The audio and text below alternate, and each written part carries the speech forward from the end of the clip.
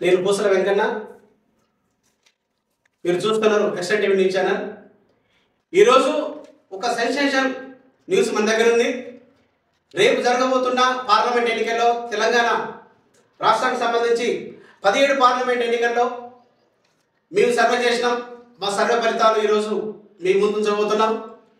ప్రధానంగా ఈ రాష్ట్రంలో 2023లో జరిగిన ఎన్నికల్లో అనూహ్యంగా మరి బీఆర్ఎస్ పార్టీ ఘోరంగా ఓడిపోవటం, రేవంత్ రెడ్డి నాయకత్వంలోని కాంగ్రెస్ పార్టీ అధికార పగ్గాలు చేపట్టడం జరిగింది. ఆ క్రమంలో ఈరోజు మనం చూసినట్టయితే తెలంగాణ రాష్ట్రం మీద బీజేపీ కూడా కన్నేయడంతో ముక్కోన పోటీ అనివార్యమై ఈ రాష్ట్రంలో ఏ రాష్ట్రానికి రానని పర్యటనలో ఈ రాష్ట్రంలో ప్రధానమంత్రి మోడీ కానీ, అదేవిధంగా దేశ భద్రతా శాఖ మంత్రి అమిత్ షా వచ్చి కూడా ఈ రాష్ట్రాన్ని చుడిగాలి పర్యటన చేశారు. అంటే తెలంగాణలో ఉన్న 17 స్థానాలపై ఈ 3 పార్టీలు గురిపెట్టి ఏ పార్టీకి ఎక్కువ స్థానాలు వస్తాయనే దాని మీద మరి మా సర్వే ఈరోజు మేము వెల్లడిస్తున్నాం. గత 15 రోజుల నుంచి సరే రకరకాల పద్ధతుల్లో మా సర్వే నిర్వహించిన, ఎందుకంటే రేపే ఎలక్షన్ అవుతుంది కాబట్టి ఇది తుది సర్వే. ఈ సర్వేలో నిక్కచ్చిగా ప్రతి నియోజకవర్గం నుండి మినిమం 500 మంది దాకా మేము ఓటర్ని వాళ్ళ అభిప్రాయాలు తీసుకొని సర్వే చేయడం జరిగింది. ఈ సర్వేలో మరి నిజానికి మనం చూసినట్టయితే ఇప్పుడు రకరకాల సర్వేలు వస్తున్నాయి, మనం చూస్తున్నాం. ఈ మధ్య యూట్యూబ్లు కానీ శాటిలైట్ ఛానల్ కానీ రకరకాల సర్వేలు వస్తున్నాయి. మరి ఈ సర్వేల్ని మనం దీనే ప్రధాన అంశం కాదు, కానీ మా సర్వేలో వచ్చిన వెల్లడైన అంశాలను మాత్రం మీ ముందు ఉంచడానికి ప్రయత్నం చేస్తున్నాను. మరి ఈ రాష్ట్రంలో అందరూ ఊహించినట్టుగానే మరి రేవంత్ రెడ్డి ముఖ్యమంత్రిగా ఆయన ముఖ్యమంత్రి పగ్గాలు చేపట్టిన తర్వాత ఈ రాష్ట్రంలో మరి పెను మార్పులు జరిగాయని చెప్పవచ్చు. దానికి అనుగుణంగానే ఈరోజు ఆయన నాయకత్వాన్ని బలపరుస్తూ మరి సర్వే ఫలితాలు కూడా మాకు కొట్టొచ్చినట్టు కనబడుతుంది. దాంట్లో పోతే 17 నియోజకవర్గాల్లో తీసుకున్నట్టయితే ప్రధానంగా నల్లగొండ జిల్లాలో కుందూరు జానారెడ్డి, ఎందుకంటే గత 35 సంవత్సరాల నుంచి కూడా ఆయన రాజకీయాల్లో రారాజుగా వెలుగొందుతూ ఆయన ప్రతి శాఖ కూడా ఏ శాఖ ఇచ్చినా దాన్ని న్యాయం చేస్తూ మరి ఈరోజు ఆయన పరిపాలన అందించిన మరి కుందూరు జానారెడ్డి కుమారుడు కుందూరు రఘువీరెడ్డి నల్లగొండ స్థానం నుంచి పార్లమెంట్ సభ్యుడిగా పోటీ చేస్తున్నాడు. ఆయనకి ప్రత్యర్థులుగా బీజేపీ టీఆర్ఎస్ నుంచి పోటీ చేస్తున్నా కానీ నామమాత్ర పోటీగానే ఉంటుంది.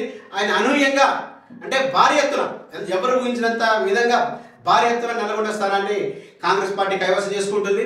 అదేవిధంగా మన పెద్దపల్లి నియోజకవర్గం చూసేది, ఎందుకంటే పెద్దపల్లి కాక వెంకటస్వామి రాజకీయ వారసుడైన మరి గడ్డ వంశీ ఈ నియోజకవర్గంలో మరి భారీ ఎత్తున ఆయన కూడా గెలిచించడానికి మరి మా సర్వేలో తేలింది. అదేవిధంగా ఆదిలాబాద్ నియోజకవర్గంలో సుగుణ, ఈమె మంచి టీచర్, మరి నిజానికి ఈమె మీద ఎలాంటి ఆరోపణలు కానీ ఏ విధమైన రాజకీయ వివాదాస్పద అంశాలు లేవు కాబట్టి ఈమె సత్రం సుగుణ కూడా ఈ ఆదిలాబాద్ నియోజకవర్గం నుంచి కాంగ్రెస్ పార్టీ అభ్యర్థిగా గెలుచుకోవడానికి ఎక్కువ అవకాశాలు ఉన్నాయి. అదేవిధంగా వరంగల్ నుండి కడియం కావ్య, మనందరూ తెలుసు కడియం శ్రీహరి ఈ రాష్ట్రానికి ఉమ్మడి ఆంధ్రప్రదేశ్లో సుపరిచితులు. ఆయన ఎన్నో శాఖలు సమర్థంగా నిర్వహించిన గొప్ప నేత. మరి ఆయన కుమార్తె అయిన కడియం కావ్య వరంగల్ నియోజకవర్గం నుంచి ఆమె పార్లమెంట్ సభ్యురాలుగా ఎన్నుకోవడానికి ఈ నియోజకవర్గంలో ఓటర్లందరూ సిద్ధంగా ఉన్నారు. అదేవిధంగా మహబూబ్నగర్లో మనకు తెలుసు, మహబూబ్నగర్లో మనకు మొదటి నుంచి కూడా మనం చూస్తున్నాం కొంత టీఆర్ఎస్కు కొంత అనుకూలంగా ఉన్నప్పటికీ మరి గతంలో మన జరిగిన శాసనసభ ఎన్నికల్లో టీఆర్ఎస్ పార్టీ కంప్లీట్గా బోల్తా కొట్టి అక్కడ కాంగ్రెస్ పార్టీ అన్ని నియోజకవర్గాలు కూడా విజయకేత వేసిన విషయం అందరూ తెలుసు.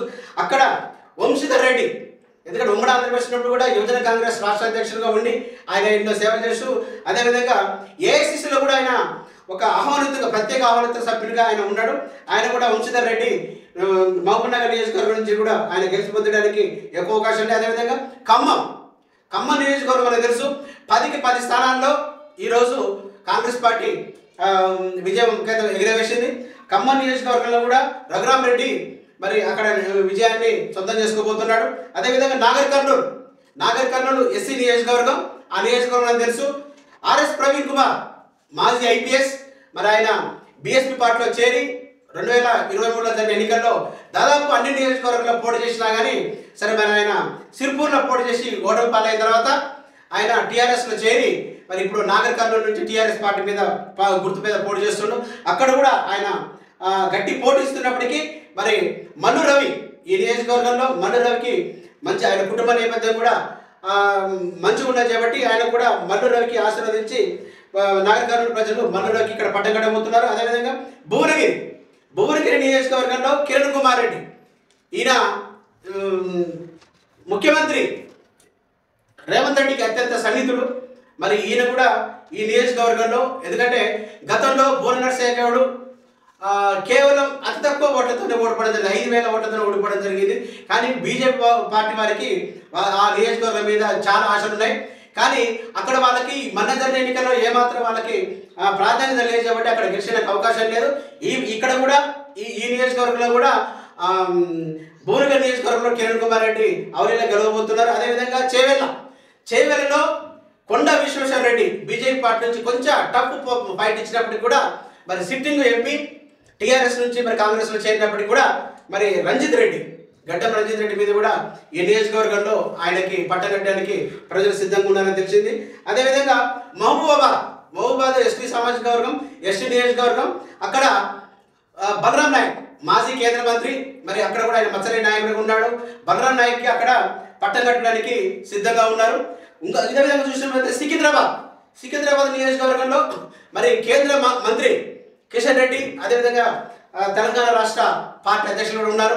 ఈ పర్యాయం ఆయనకు అక్కడ చుక్కెదురవుతుంది. ఎందుకంటే గతంలో 2018 ఎన్నికల్లో ఓటమి పాలైనప్పటికీ 2019లో అనూహ్యంగా సికింద్రాబాద్ పార్లమెంటు సభ్యునికి ఎన్నికై మరి కేంద్రంలో మంత్రిగా ఉన్నాడు. ఇప్పుడు ఇదే పర్యాయం మళ్ళీ సికింద్రాబాద్ నియోజకవర్గం నుంచి తన అదృష్టాన్ని పరీక్షించుకోగా అక్కడ పద్మారావు గౌడ్ ఎందుకంటే బచ్చలేని నాయకుడిగా పద్మారావు గౌడ్ ఏ పార్టీలో ఉన్నా కానీ ఆయనకు ఒక ఇమేజ్ ఉంది. అదేవిధంగా ప్రస్తుతం ఆయన శాసనసభ్యుడు కూడా సికింద్రాబాద్ శాసనసభ్యుడు కూడా ఉన్నాడు.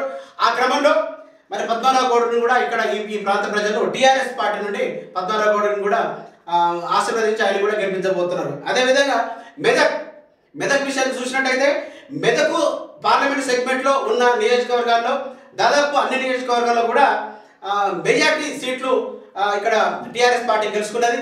దానికి అనుగుణంగానే మాజీ ముఖ్యమంత్రి మన కేసీఆర్ నియోజకవర్గం కూడా అక్కడనే ఉంది, ఆ నియోజకవర్గంలో ఉంది కాబట్టి మెదకులో అదేవిధంగా హరీష్ రావు సిద్దిపేట గజ్వేల్ ఈ 2 నియోజకవర్గాల్లో వాళ్ళు చాలా ప్రతిష్టాత్మకంగా తీసుకున్నారు కాబట్టి అక్కడ ఉన్న మల్లన్న సాగర్ ముప్పు గ్రామ ప్రాంత ప్రజలకు కూడా మరి అక్కడ కలెక్టర్గా ఉన్నటువంటి వెంకటరామరెడ్డి మంచి చేసినట్టు కొంత పేరుంది. ఆ ఇమేజ్తోని మెదక్ నుంచి ఆయన పార్లమెంట్ సభ్యుడిగా ఎన్నిక కావడానికి ఎక్కువ అవకాశం ఉంది.